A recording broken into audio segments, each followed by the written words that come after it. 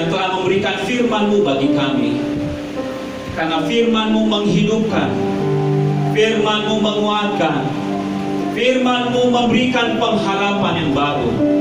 Sehingga setiap kami anak-anak Tuhan senantiasa bersukacita, memiliki damai sejahtera yang daripada Kristus, menjalani hari-hari kami sampai Tuhan Yesus datang menjemput setiap kami. Karena di dalam Tuhan ada sukacita, damai sejahtera, dan pengharapan dari sekarang sampai selama-lamanya. Berfirmanlah bagi kami rindu akan firman-Mu yang menjadi suluh dan terang bagi jalan-jalan kami, supaya kami mengerti kehendak-Mu ya Tuhan. Di dalam dan demi nama Tuhan Yesus kami berdoa dan mengucap syukur. Sama-sama kita katakan amin. Shalom. Shalom. Kita bersyukur kepada Tuhan. Semua bersukacita, amin. Haleluya. Atas kasih dan anugerah Tuhan, kita boleh ada di tempat ini sampai hari ini. Bapak Ibu yang terkasih, dalam nama Tuhan Yesus Kristus adalah sebuah kesempatan yang baik. Kita boleh bersama-sama untuk memuji dan memuliakan nama Tuhan. Pada hari ini kita akan belajar tentang damai sejahtera.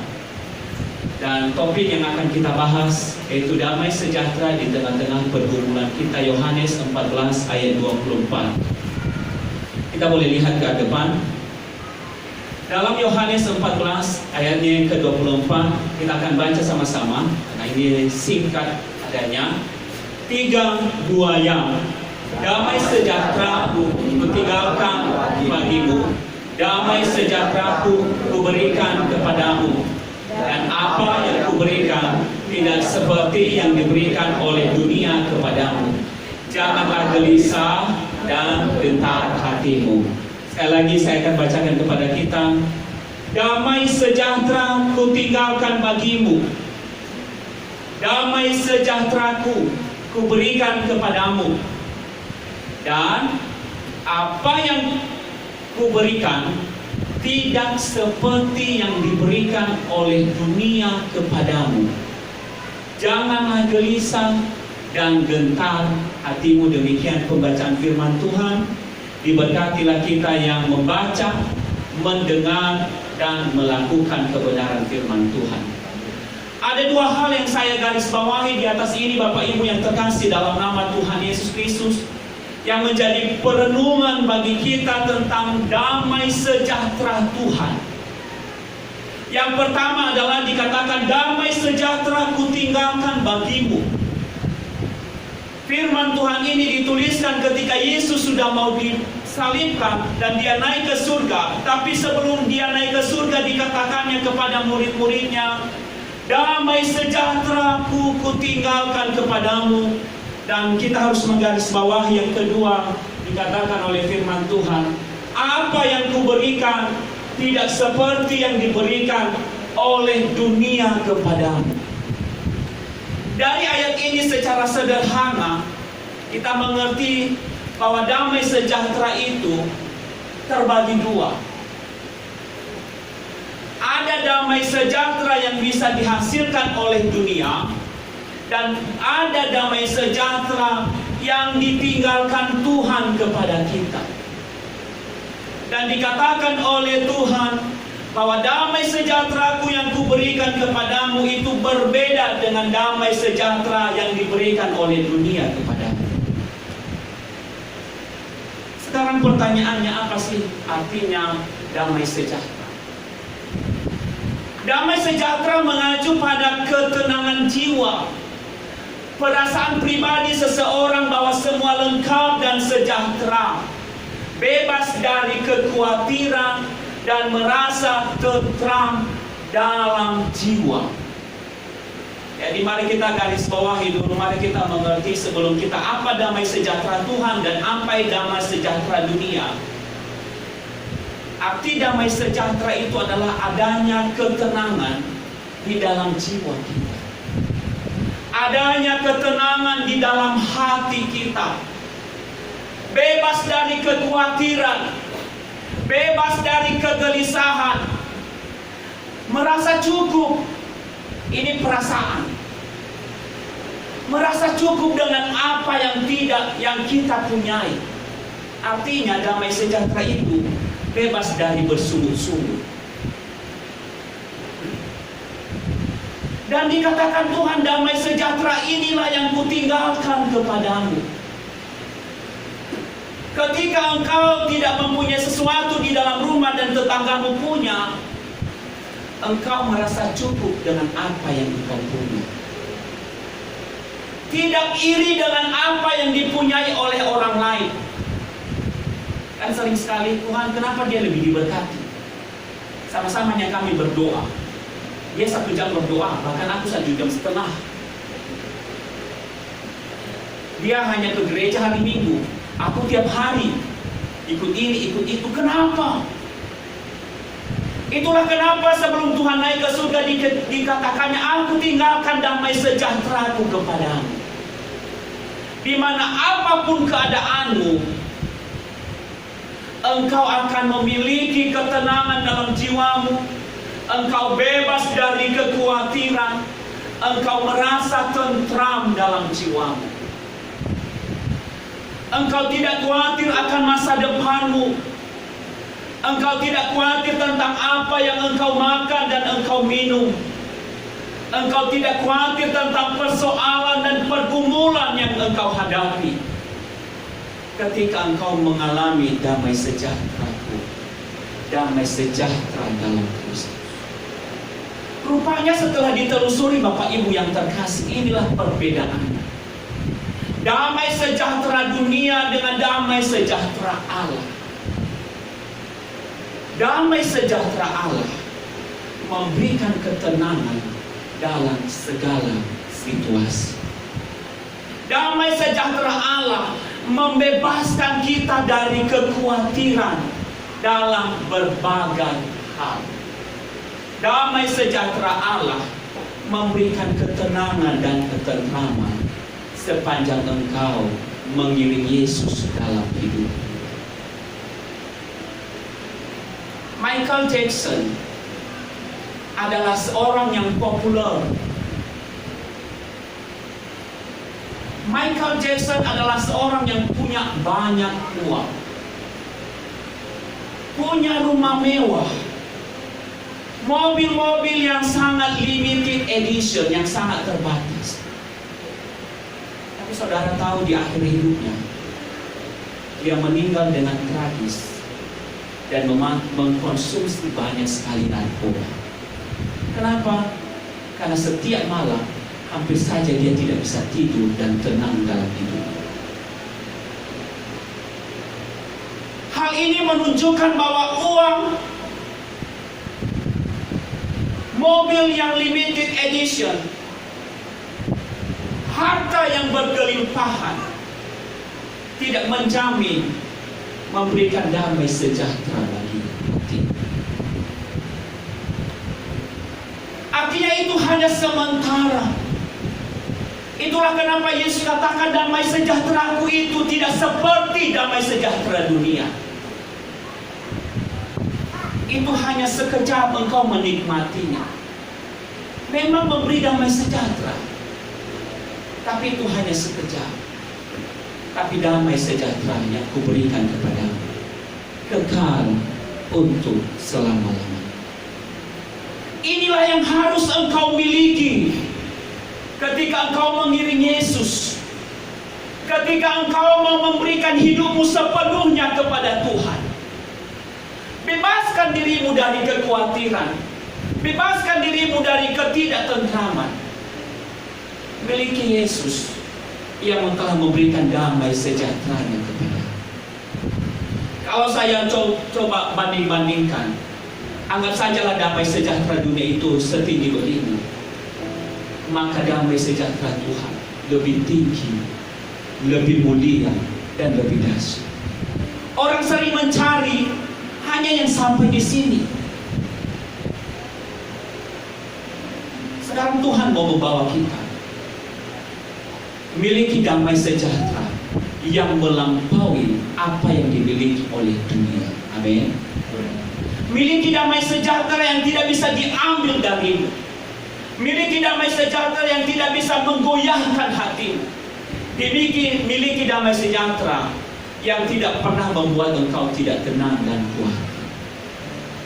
Sehingga engkau menjalani hidup ini dengan penuh ucapan syukur dan penuh sukacita. Karena damai sejahtera ini nanti akan berhubungan dengan sukacita. Sering orang setiap waktu bangun pergumulan, siang pergumulan, sore pergumulan, malam sampai pergumulan, sampai tidur pun memimpikan pergumulan. Sering orang nggak bisa menikmati, sukacitanya hilang. Sering orang-orang percaya, tapi nggak ada di ruangan ini. Semuanya seketika keluar dari ruangan ini baru mulai muncul. Penuh dengan amarah, emosi, tidak menerima keadaan, putus asa, hilang pengharapan. Karena apa? Terlalu banyak memikirkan damai sejahtera yang sejauh ini tadi. Dia lupa bahwa dia punya damai sejahtera yang melampaui segala sesuatunya. Mengapa kita perlu damai sejahtera? Yang pertama, ketidakadaan Yesus secara fisik. Ini dikatakan Yesus ketika dia udah mau naik ke surga. Selama ini murid-murid, ketika mereka ada masalah, Yesus datang langsung pegang tangan mereka. Ketika ada orang yang lapar, Yesus datang langsung berikan mereka roti dan ikan. Tapi kata Yesus, ketika aku akan meninggalkan engkau, aku tidak meninggalkan engkau seperti anak yatim piatu. Walaupun aku secara fisik tidak ada di dalam dunia ini, tapi engkau akan merasakan kehadiranku setiap waktu dalam hidup. Damai sejahtera itu Bapak Ibu adalah ketika Yesus memerintah dalam hatimu.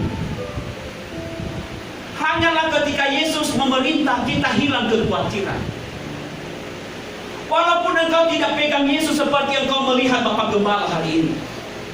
Walaupun engkau tidak melihat Yesus seperti engkau melihat pengkhotbah hari ini, tapi engkau dapat merasakannya dalam hatimu.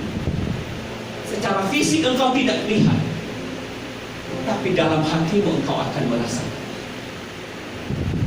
Menjadi perenungan kita, apakah setiap waktu engkau merasakan Yesus memerintah dalam hatimu?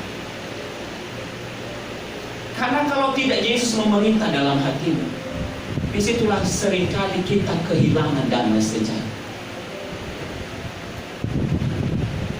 Engkau harus mulai. Yesus katakan kepada murid-muridnya, ketika aku pergi, janganlah engkau punya iman seperti Thomas, yang baru percaya ketika dia pegang. Tapi engkau mulai menumbuhkan iman kepercayaanmu yang kokoh kepada-Nya. Tidak sedikit orang percaya sekarang, baru percaya ketika melihat. Itu iman Thomas. Kalau nggak lihat, nggak percaya. Sekarang tingkatkanlah imanmu. Walaupun engkau tidak melihat, tapi engkau tetap percaya kepada Tuhan. Yang kedua, ketidakpastian segala sesuatu dalam dunia ini.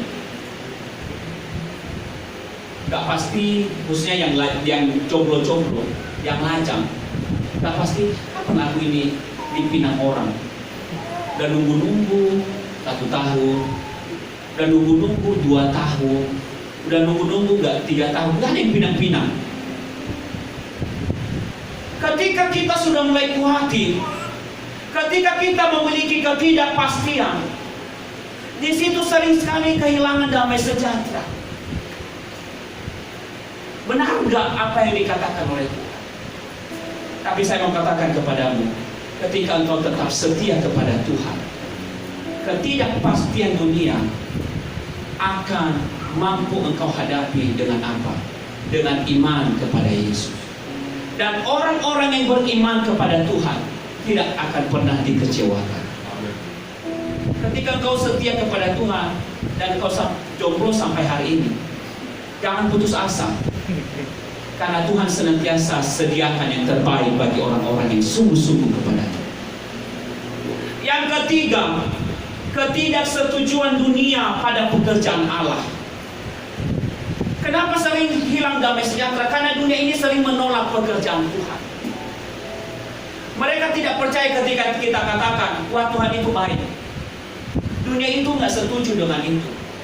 Jadi Bapak Ibu, kalau sering sekali pendapatmu dengan pendapat dunia berbeda, jangan terkejut, jangan kaget.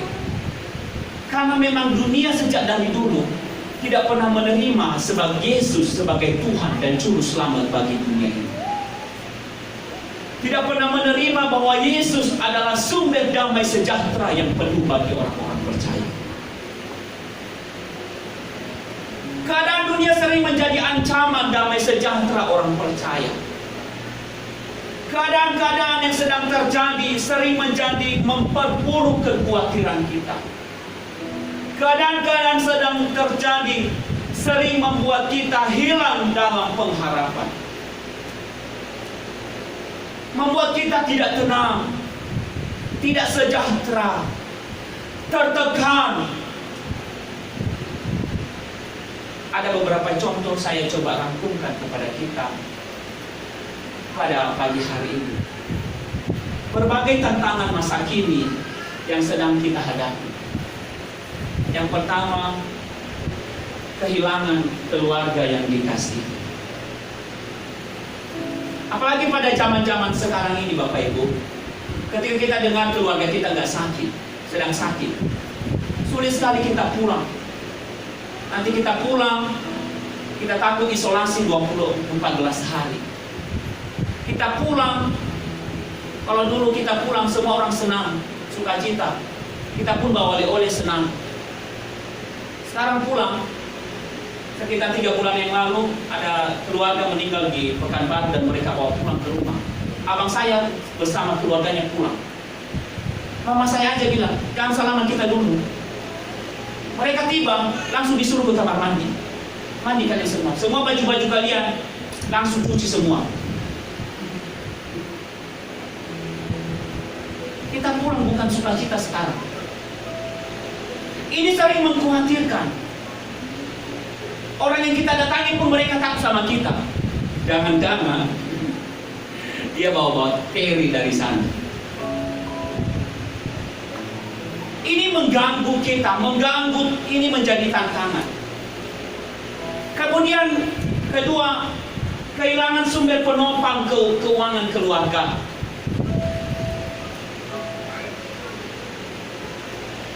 Omset kita nggak nyampe. Ada beberapa disuruh kerja 1 minggu, disuruh libur 1 minggu. Ada juga hanya kerja 1 minggu, liburnya 3 minggu. Dulu kita kalau dibilang libur, semua kita senang. Tapi sekarang disuruh libur, semua pada pucat. Dulu kan, waduh capek kali. Kita ajukan libur, aku mau cuti. Kadang di PT nggak sulit kali. Sekarang PT baik hati.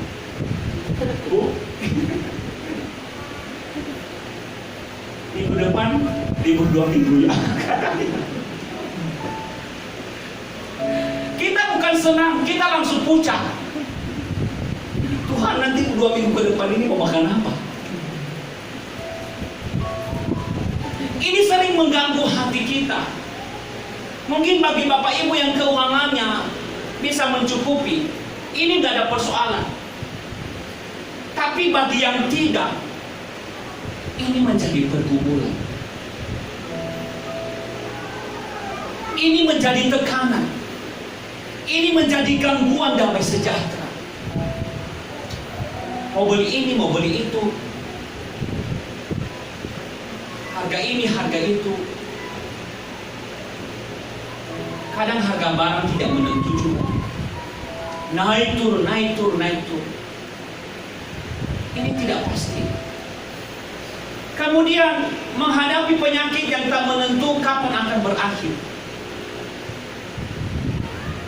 Ketika kita diperhadapkan dengan sebuah penyakit, kemudian kita nggak tahu kapan ini akan berakhir, itu bisa mengganggu kita. Dan yang keempat, ketidakpastian dalam usaha dan perekonomian. Beberapa hal ini bisa mengganggu damai sejahtera kita, bisa membuat Yesus tidak memerintah dalam hidup kita, bisa membuat kita menjadi khawatir, membuat kita menjadi tidak damai sejahtera, tidak ada ketenangan dalam jiwa. Makanya sedikit-sedikit nanti bisa kita emosi, bisa kita marah, bisa kita putus asa, bisa kita menyerah. Sekarang pertanyaannya, apa yang harus kita lakukan? Atau lebih pribadi, apa yang harus aku lakukan supaya Yohanes pasal 14 ayat 27 ini benar-benar terjadi dalam hidup? Supaya aku bebas dari kekhawatiran, supaya aku bebas dari rasa gelisah, supaya aku bebas dari rasa takut dan khawatir. Beberapa hal yang bisa kita lakukan. Yang pertama, bangun dirimu dalam Yesus sebagai sumber kedamaian hati. Ketika rasa-rasa tantangan ini sudah mulai menghantui hidup kita, ketika berbagai pergumulan sudah mulai melanda hidup kita, ketika ada ketakutan-ketakutan, kekhawatiran-kekhawatiran, tidak tahu mau berbuat apa, tidak tahu mau cerita sama siapa, tidak tahu mau kemana, tidak tahu apa yang harus dilakukan. Yang pertama harus lakukan adalah bangun dirimu dalam Yesus. Jangan langsung berpikir apa solusi dari masalahku. Sekarang yang kau lakukan, dekatkanlah dirimu kepada Tuhan. Kenapa engkau butuh Tuhan? Sering orang salah buat keputusan karena mereka tidak di dalam Yesus. Ketika kita hilang damai sejahtera, maka sering sekali keputusan-keputusan yang kita buat itu melenceng dari apa yang Tuhan hendaki dalam hidup. Itulah kenapa kita harus terus membangun diri kita di dalam Kristus. Ketika engkau memikirkan zaman ini, maka yang kau lakukan adalah bangunlah dirimu di dalam Kristus. Ketika engkau memikirkan masa depanmu, masa depan keluargamu, masa depan pekerjaanmu, yang pertama lakukan adalah bangunlah dirimu di dalam Yesus. Karena Dia yang mengerti dengan pasti masa depan yang akan terjadi dalam hidup kita. Ketika dunia menjanjikan ketidakpastian, maka Yesus menjanjikan kepastian bagi kita. Itulah kenapa jangan cari dunia dulu. Tapi Matius katakan 6:33, carilah dahulu kerajaan Allah. Karena di dalam Yesus ada kepastian dan pengharapan. Di dalam Yesus ada keteguhan. Ada sesuatu yang telah ditetapkannya bagi masa depan kita. Dunia hanya membingungkan karena dunia itu menuju kepada kebinasaan. Tetapi Yesus memberikan kepastian karena Yesus membawa kita kepada kehidupan yang kekal. Pertanyaannya sekarang, apakah setiap waktu engkau membangun dirimu di dalam Yesus, atau engkau membangun dirimu di dalam dunia ini? Apakah setiap waktu engkau mencari damai sejahtera Tuhan, atau engkau mencari damai sejahtera dunia? Damai sejahtera dunia sementara, tapi damai sejahtera Tuhan kekal untuk selama-lamanya. Apakah engkau menderita karena dunia ini, atau engkau menderita karena engkau cinta kepada Dia? Tidak ada penyesalan di akhir ketika engkau cinta kepada Tuhan, karena Tuhan tidak pernah mengecewakan. Tuhan tidak pernah berdusta. Apa yang dikatakannya, iya dan amin. Langit dan bumi boleh berubah, langit dan bumi boleh hancur, tapi satu titik dalam firman Tuhan tidak akan pernah berubah sampai selama-lamanya. Itulah kenapa pemuda-pemudi, keluarga, orang-orang tua, bangunlah hidupmu di dalam Kristus. Bangunlah keluargamu di dalam Kristus, sehingga keluarga kita kokoh di dalam Tuhan. Banyak memang kekurangan kita hadapi, tapi damai sejahtera Tuhan akan memerintah dalam keluarga kita. Damai sejahtera Tuhan akan mengatur dalam keluarga kita. Biarpun hanya makan tahu dan tempe, tapi sukacita keluarga kita tidak akan pernah berkekurangan. Karena apa? Karena Yesus memerintah, karena Yesus berdaulat. Biarpun di kos-kosan kita tinggal sedikit lagi rinso untuk menyuci baju kita, tapi engkau tidak akan pernah khawatir. Karena apa? Karena engkau tahu Yesus yang memerintah dalam hidup. Tak sekalipun dia tinggalkan, tak sedetik pun dia akan biarkan. Dalam hubunganmu, bangunlah hubungan di dalam Yesus, sehingga hubunganmu diberkati oleh Tuhan. Walaupun nggak pasti, walaupun banyak persoalan percecokan, tapi ketika dibangun dalam Tuhan, Tuhan akan senantiasa membawa engkau kepada rencananya yang terbaik. Yohanes 16 ayat 33 berkata, semuanya itu kukatakan kepadamu supaya kamu beroleh damai sejahtera dalam aku. Dalam dunia kamu menderita penganiayaan, tetapi kuatkanlah hatimu, aku telah mengalahkan dunia. Kuatlah ketika ada penderitaan dan penganiayaan, karena Yesus telah memberikan engkau kemenangan. Jadilah pemenang. Jangan pikir, wah aku akan kalah dalam dunia ini. Tidak. Kekuatanmu memang akan kalah, tapi kekuatan Kristus di dalam engkau tidak akan pernah kalah sampai selama-lamanya. Engkau mampu melawan kekhawatiranmu. Engkau mampu menghadapi kekurangan perekonomianmu. Engkau mampu kuat ketika keluargamu meninggalkan engkau. Engkau mampu ketika engkau mungkin ada sakit-sakitnya. Engkau mampu ketika engkau ada persoalan dan pergumulan. Karena apa? Karena Yesus memberikan kemenangan kepadamu, dan Yesus telah mengalahkan dunia. Saatnya engkau menerima kemenangan itu, saatnya engkau menikmati kemenangan daripada Tuhan, bukan mengandalkan kekuatan. Kalau kekuatan kita berapalah, kalau kehebatan kita berapalah. Kalau dia secara keuangan lebih banyak, orang-orang Indonesia ini lebih hebat, lebih kuat, lebih kaya. Tapi waktunya engkau menunjukkan Kristus yang ada dalam hati. Aku kuat sampai hari ini karena kekuatan Tuhan menguatkan. Ketika keluargamu mungkin ada yang meninggal, aku kuat sampai hari ini karena ada kekuatan Tuhan yang menguatkan aku. Ketika perekonomianmu mulai naik turun, engkau mampu berkata, aku kuat sampai hari ini karena ada Yesus yang menguatkan. Ketika engkau tidak pasti masa depanmu,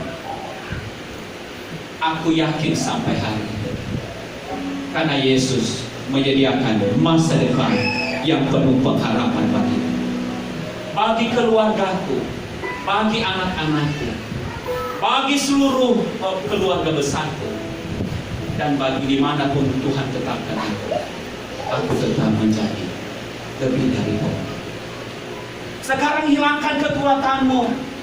Jangan hanya katakan, wah aku hebat, aku kuat, aku gak mampu, aku gak sanggup. Maka gantilah kata-katamu menjadi, Tuhan adalah kekuatan.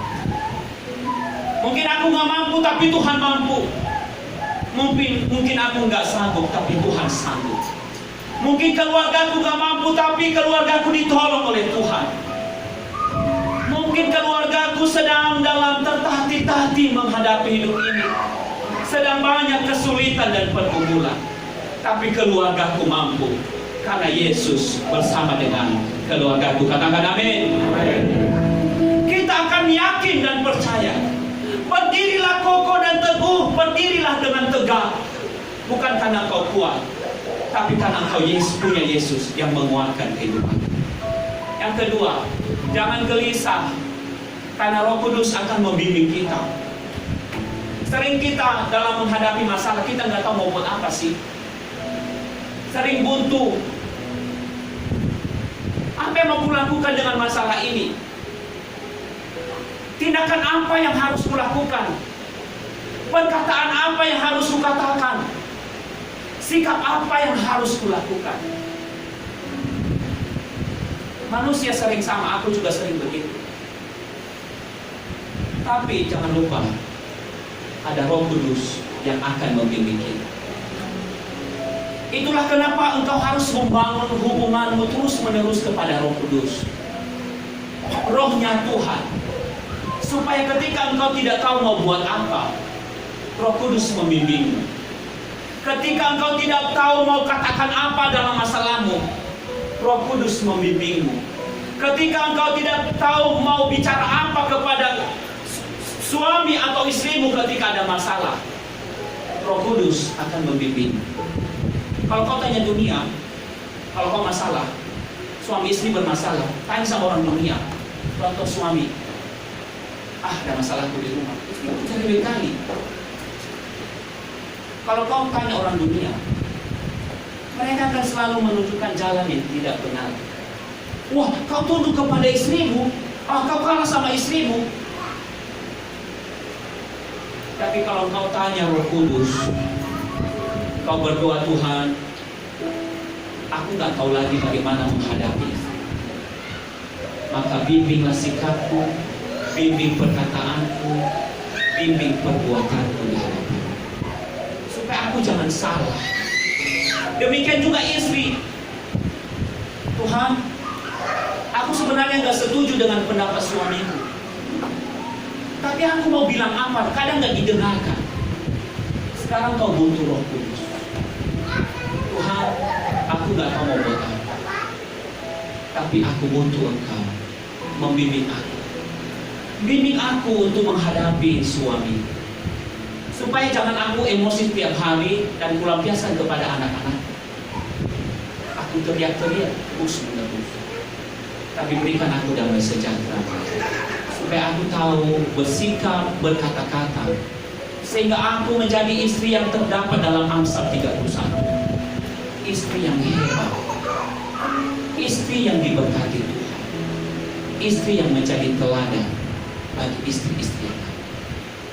Mungkin aku nggak punya pendidikan Tuhan, aku hanya tamat SD, SMP, SMA, tidak terlalu banyak pengalaman. Tapi itulah semua tidak ada gunanya ketika engkau punya Roh Kudus yang akan membimbing. Ini lebih dari S3, lebih dari profesor. Roh Kudus yang membimbing kamu. Dia tahu mana yang terbaik bagi setiap. Sekarang ketika engkau sudah minta Roh Kudus membimbingmu, izinkan Roh Kudus bekerja dalam hidupmu. Jangan sudah dikatakan oleh Kudus, maka ketika kamu bermasalah, maka mulailah berdoa untuk suami. Aku mau berdoa. Dia aja tadi baru teriak-teriak. Diminta 5.000, dikasihnya 2.000. Jangan. Kalau Roh Kudus katakan doakan suami, maka berdoalah kepada suami. Jangan sudah minta bimbingan tapi kita nggak mau hidup sesuai dengan bimbingan Roh Kudus.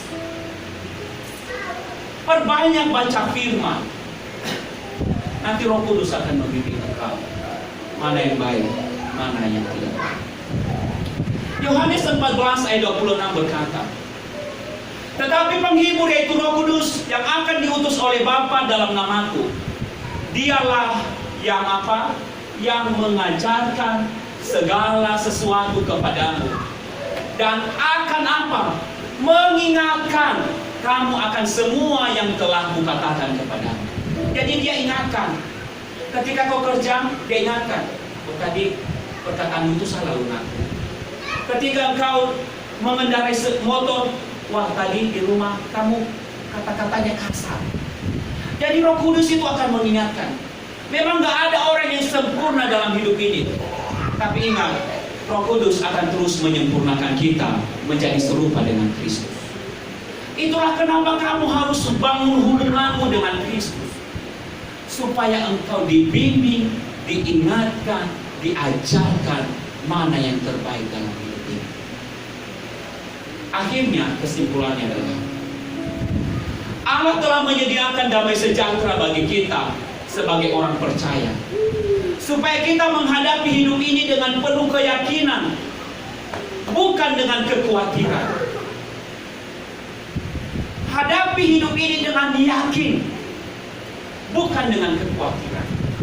Oleh sebab itu, bangunlah hubunganmu kepada Yesus dan minta bimbingan Roh Kudus, maka kita akan selamat sampai tujuan dan rencana Allah bagi kita. Di akhir dari ini, saya ingin menyampaikan sebuah kejadian di Israel. Ketika orang Israel di padang gurun, persoalan mereka sering adalah nggak ada makanan dan nggak ada minuman. Lihat, di Israel itu cuacanya sangat panas sekali dan minuman itu penting sekali. Apa yang terjadi Bapak Ibu? Israel itu sering bersungut-sungut. Mana Tuhan? Mana Tuhan? Seharusnya Tuhan katakan ketika engkau keluar, maka bangunlah hidupmu dalam Tuhan. Lihat, ketika Musa membangun hidupnya di dalam Tuhan, dan Tuhan katakan, pukullah batu itu, dan batu itu mengeluarkan air. Lihat, ketika engkau membangun hidupmu di dalam Tuhan, ketika engkau membangun hidupmu dalam Roh Kudus, maka tidak ada yang mustahil bagi orang-orang yang percaya. Kenapa sering sekali kita bilang mustahil, gak mungkin? Karena kita sering hidup dalam pikiran dan kekuatan kita sendiri.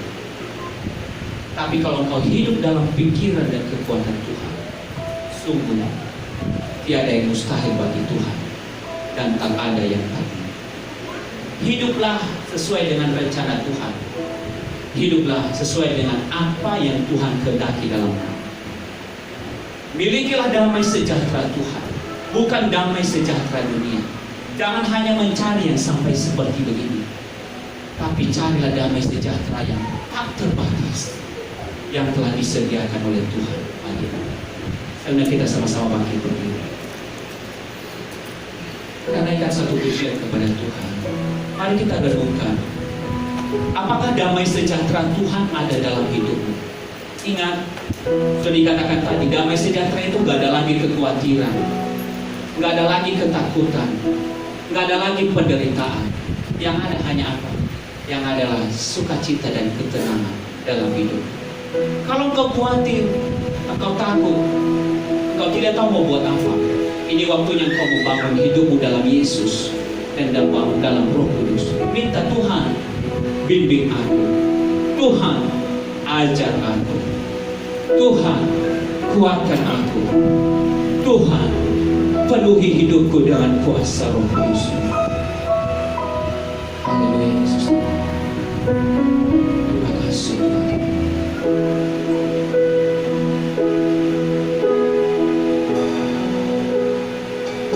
Bila kau izinkan sesuatu terjadi,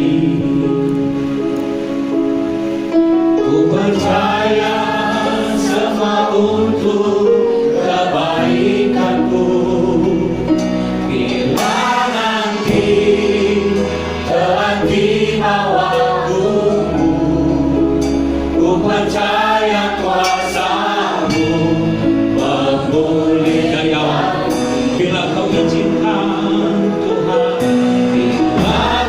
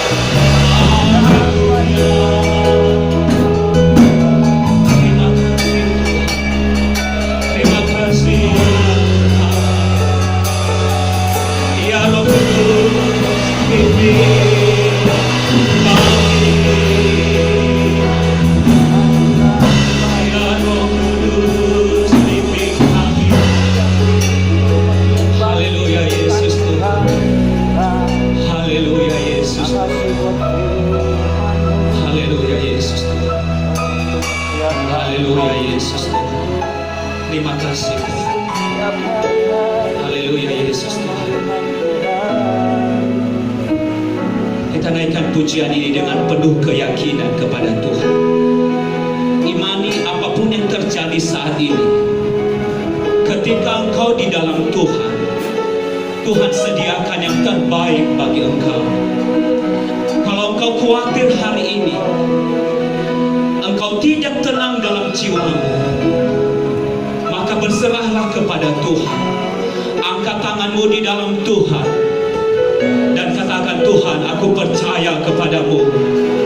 Engkau yang akan menopang aku, Engkau yang akan membimbing aku, Engkau yang akan menolong aku ya Tuhan. Engkau khawatir terhadap masa depanmu, maka serahkanlah hidupmu di dalam Tuhan pada hari ini. Masa depan keluargamu. Haleluya Yesus. Bila kau izinkan sesuatu terjadi, ku percaya sama untuk kebaikanku. Bila nanti telah tiba waktumu, ku percaya firman-Mu. Katakan engkau memulihkan. Haleluya.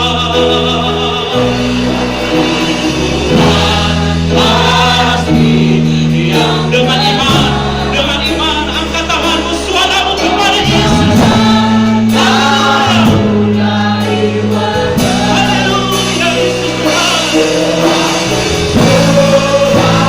Engkau percaya.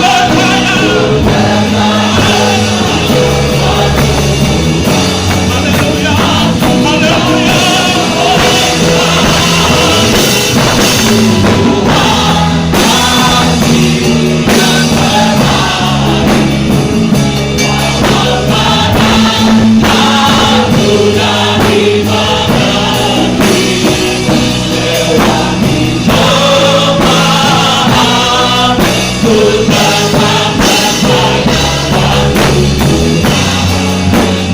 Lewati cobaan, lewati cobaan, ku takkan percaya waktu Tuhan. Pasti lewati cobaan, lewati cobaan, ku takkan percaya waktu Tuhan.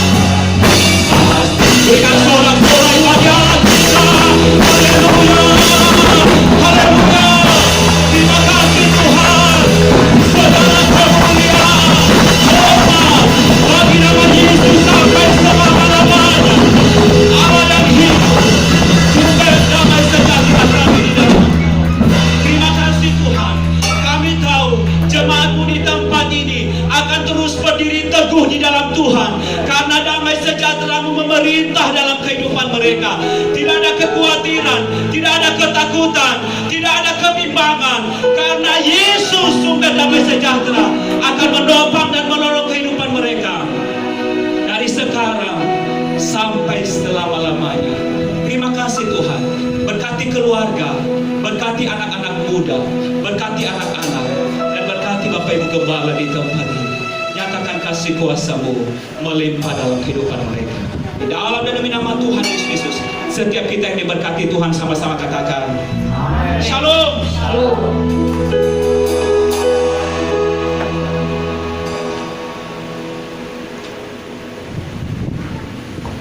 Silakan duduk Bapak Ibu. Puji Tuhan buat kebenaran firman Tuhan kita hari ini.